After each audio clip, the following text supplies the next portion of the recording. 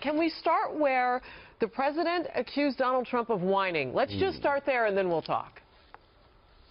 That is both irresponsible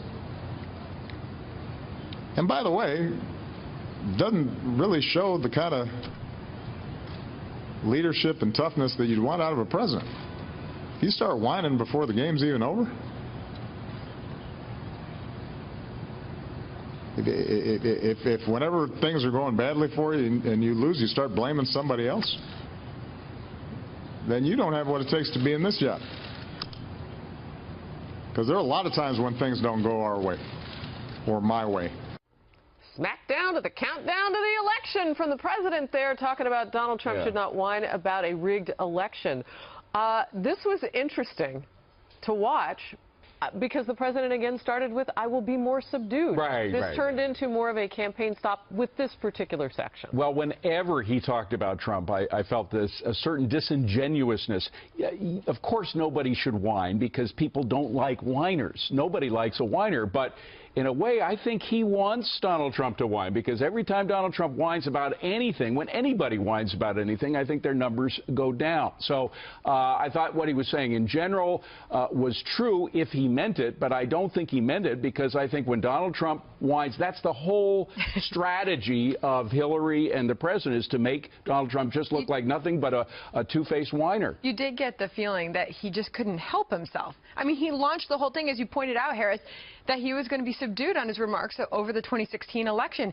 But he didn't stop short of just telling Donald Trump to stop whining. He also then talked about Russia and Vladimir Putin and talked about Donald Trump's flattery of Mr. Putin. Listen to this. Mr. Trump's continued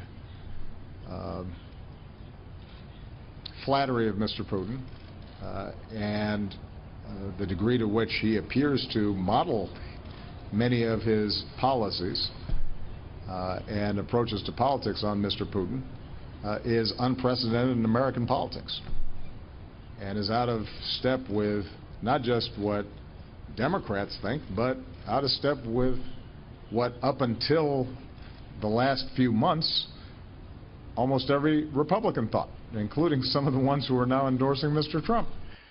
What? You know, and for all the talk of Trump, Harris, we were chatting during that 40-minute long press conference.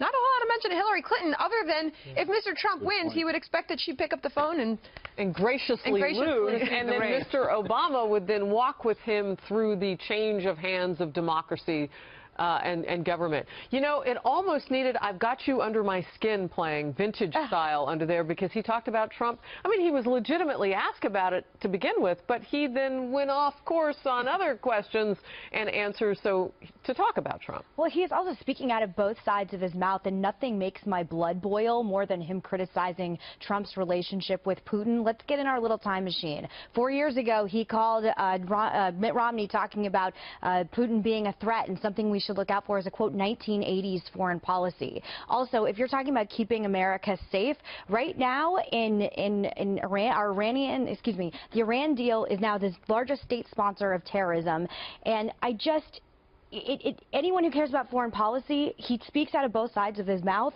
and he has nothing to say. And to criticize Donald Trump for also having nothing to say, we have no leadership whatsoever, and it just makes me crazy.